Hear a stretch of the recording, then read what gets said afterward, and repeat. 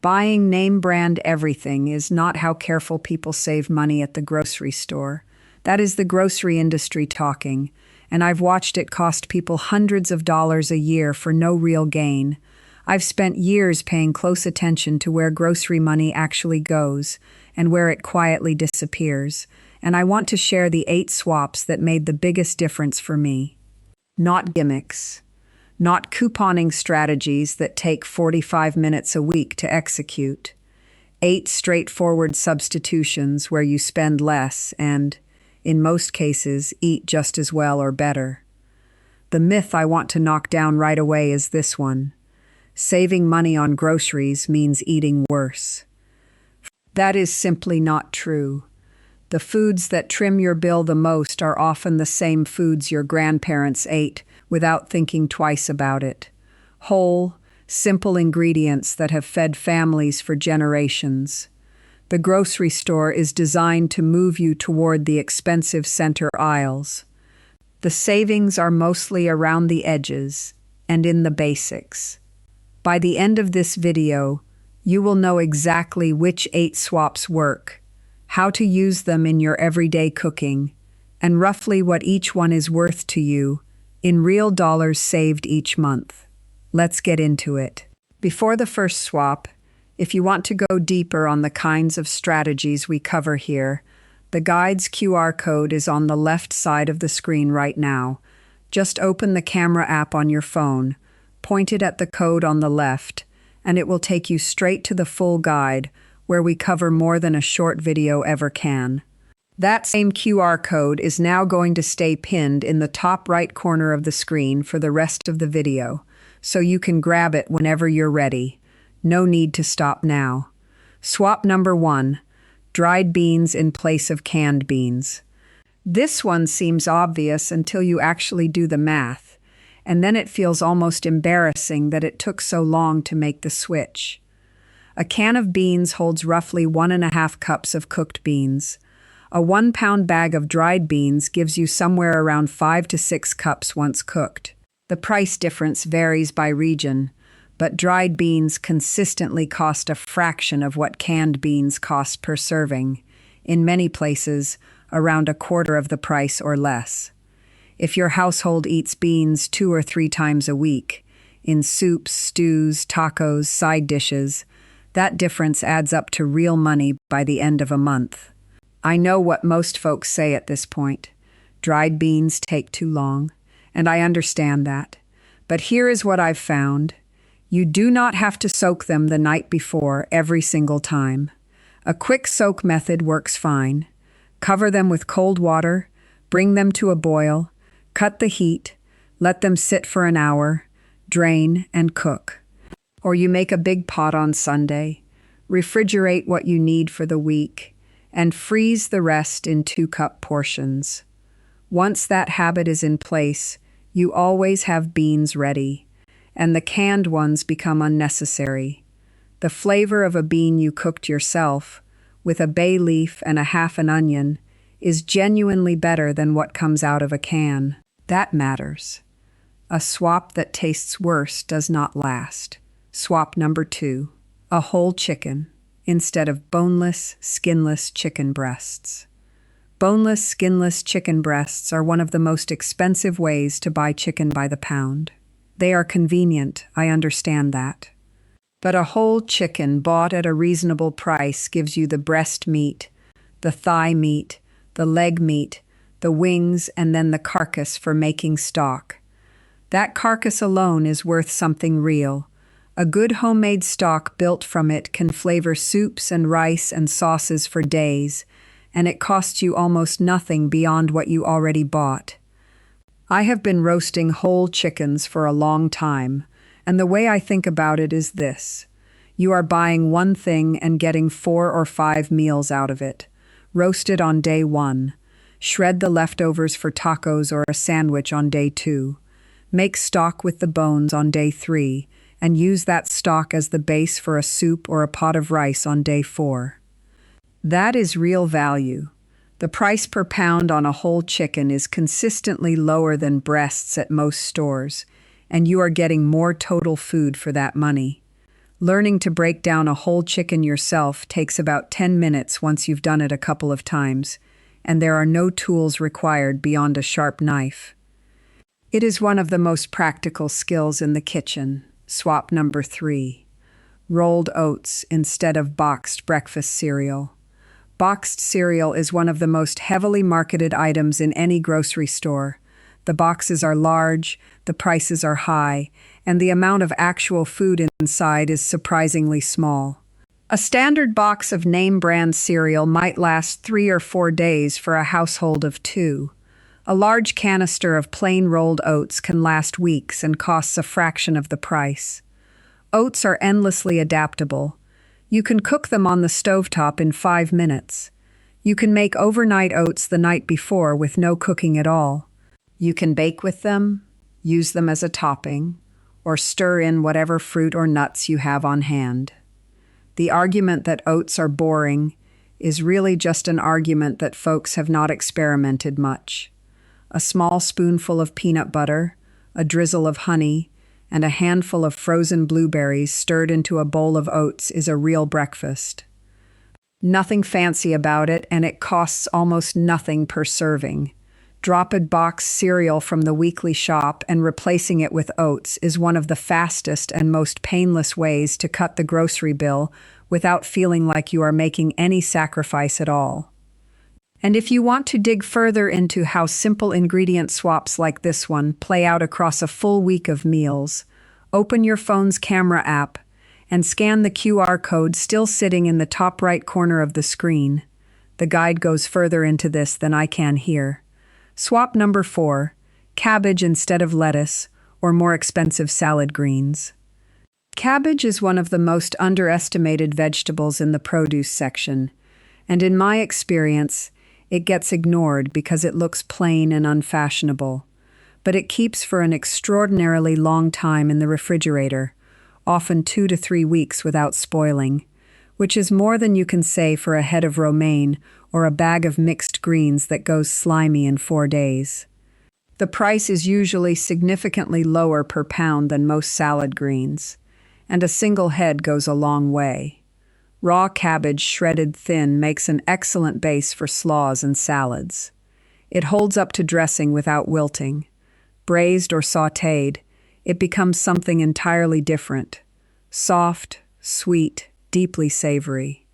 It works in soups, stir-fries, stuffed preparations, and as a quick side dish with just butter and salt. Red cabbage adds color and a slightly sharper bite. The versatility here is real. I'd also put kohlrabi and turnip in this same category. Underpriced, overlooked, and genuinely good when treated right. If you find yourself throwing out bagged salad greens every week because they go bad before you use them, cabbage is the answer. You buy it once, it lasts, and nothing gets wasted. Swap number 5, a block of cheese instead of pre-shredded cheese. Pre-shredded cheese is more expensive per ounce than a solid block, and there is a practical reason to care beyond the price. Most commercially shredded cheese is coated with an anti-caking agent, often a starch or cellulose powder, that keeps the shreds from sticking together in the bag. That coating also prevents the cheese from melting as smoothly. If you have ever made a sauce or a gratin and noticed the cheese going a bit grainy or stringy, the coating is often the reason. A block of cheese grated fresh at home melts cleanly. It takes about 2 minutes with a box grater and costs noticeably less per serving. I keep a hard block of aged cheddar in the refrigerator almost always. It lasts for weeks wrapped properly. It grates easily, and it tastes better than the bagged version. Parmesan in a block is another one worth paying attention to. The pre-grated shaker variety is a poor substitute. A wedge of real Parmesan grated fresh over pasta or soup is a completely different experience, and a little goes a long way. Buy the block, grate what you need, and put the rest back. It is one of those small habits that quietly improves both the cooking and the budget. Swap number 6, cooking from dried pasta instead of specialty or fresh pasta. This might seem too simple to mention, but I keep seeing people reach for the expensive fresh pasta or the flavored specialty shapes without thinking about it. Good dried pasta is excellent pasta. It has a slightly firmer texture that holds sauce well. It stores indefinitely. And a 1-pound box feeds 4 people as a main course for very little money. Fresh pasta has its place. I am not dismissing it, but it is not an everyday ingredient for everyday cooking, and it is often 3 or 4 times the price. The real money is in what you put on the pasta, not the pasta itself. A sauce built from canned whole tomatoes, a couple of garlic cloves, olive oil, and a handful of fresh basil or dried herbs is something genuinely good. Good olive oil and a heap of grated Parmesan is another. The pasta is the canvas. You do not need to spend on the canvas. One thing I would add here, plain dried pasta stores for a very long time when kept dry, which means you can buy it in larger quantities when it is on sale and have it on hand for months. That is the kind of quiet, low-effort pantry stocking that adds up to real savings over time. The tip I want to flag before we move on, swap number 8 is the one I would have started with if I were doing this over, and it is coming up shortly. Swap number 7, frozen vegetables instead of fresh out-of-season produce. This one has a reputation problem it does not deserve. Frozen vegetables are picked at peak ripeness and frozen quickly, which locks in a good deal of their nutritional value. Fresh produce that traveled a long distance to reach your store in the middle of winter has often been sitting in transit for days or longer and may be nutritionally depleted by the time it reaches your plate, even if it looks fine. For any cooked application, soups, stews, stir-fries, casseroles, side dishes, frozen vegetables work exceptionally well. Frozen peas, corn, green beans, spinach, broccoli, edamame, and mixed vegetable blends are all solid options at a price that is almost always lower than fresh equivalents out of season. I keep a rotating stock of 4 or 5 frozen vegetable bags in the freezer at all times. It means I always have something to add to a meal without a special trip to the store, and almost none of it ever goes to waste. The only time I'd push back on frozen over fresh is for raw applications, a salad or a fresh garnish, where texture and presentation matter. Otherwise, frozen is a practical, economical, and genuinely good choice. If you want to go deeper on building a smarter freezer strategy around these kinds of swaps, more than I can walk through in the time we have here, open your camera app and point it at the QR code still in the top right corner of the screen. Swap number 8. Homemade stock instead of store-bought broth. This is the one I promised you earlier, and I want to give it the space it deserves. This is the swap that, in my experience, saves the most money while improving the quality of your cooking the most noticeably. Store-bought broth in cartons is convenient and not terrible, but it is also one of the most overpriced pantry items on the shelf.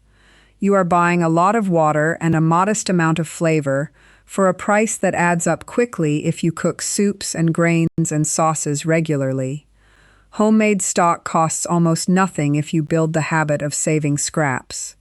Onion peels and ends, carrot tops, celery leaves, the backbone from a roasted chicken, a Parmesan rind, all of these go into a bag in the freezer. When the bag is full, you cover the scraps with water, simmer them for a couple of hours, strain, and you have a deeply flavored stock that is better than anything in a carton. The Parmesan rind alone does something extraordinary to the flavor. I keep a dedicated freezer bag for scraps and another for bones, and I make stock roughly every 2 weeks. It takes about 10 minutes of active effort.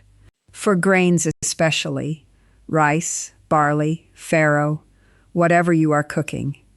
Making them in homemade stock instead of plain water is a simple upgrade that transforms the flavor of the dish without any extra work or cost.